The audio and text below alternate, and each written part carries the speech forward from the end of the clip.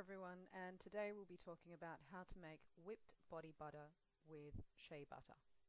But first I'd like to start with the benefits of shea butter on the skin. So shea butter is known for its exceptional moisturizing properties.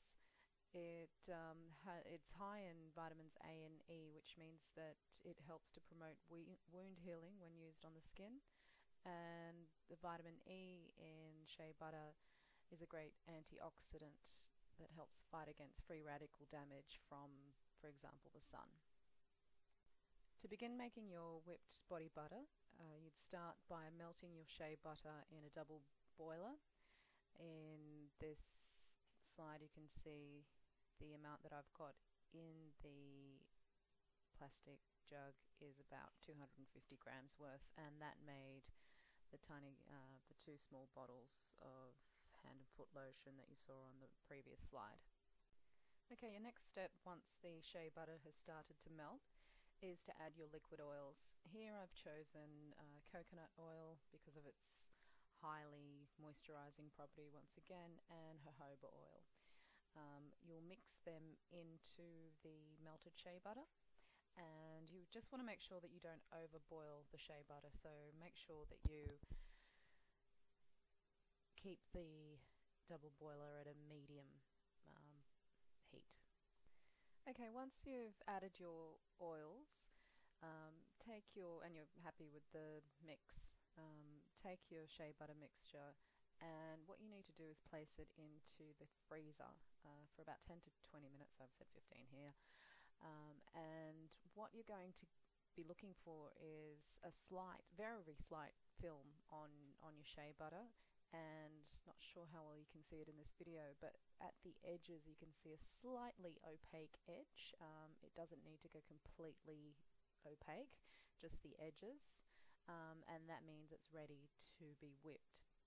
The reason that you're placing your shea butter mixture into the freezer is to stop it from going grainy.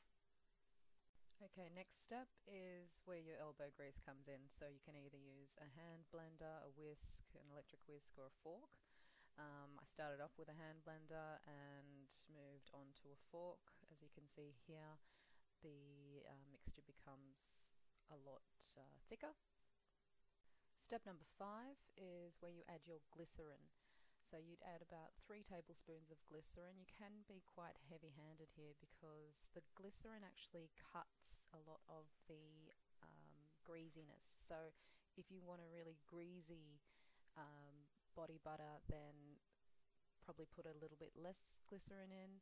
However, if you find that the texture of the body butter is too thick, particularly when you blend shea butter and coconut butter together, it does become quite greasy.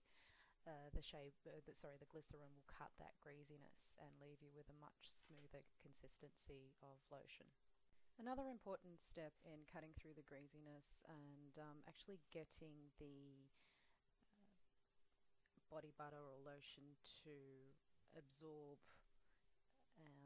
the oils and glycerin together, and therefore allow your skin to absorb the lotion properly, is the use of arrowroot powder. Arrowroot powder can be substituted with corn flour as well, and it's a fantastic lightweight powder that you can use as a base for translucent mineral makeup foundation. You can use it as a base for helping to absorb the bicarb soda and coconut oils, blending those together for deodorants. It's also great for use in bath soaks. So anyway, but back to this. Add your arrowroot powder, probably about 3 tablespoons as well, and mix everything together. Okay, coming into the home stretch now, so continue mixing until your mixture becomes almost solid, so it will pretty much sit up like the photo here. At this point you can add your fragrances, and I broke my mixture into 2 separate containers, and I added jasmine fragrance oil to one, and then I added peppermint fragrance oil to the other. So the jasmine was used for my hand lotion and the peppermint was used for my foot lotion. So here's our end result, the 250 mils of shea butter and the coconut oil, the jojoba oil, and the fragrance oils, and a bit of elbow grease made the hand lotion on the left and the foot lotion on the right, and now we're ready to use it. Now, if you found this information useful and want to learn more, please click on the link icon below this video in the description box. Bye for now.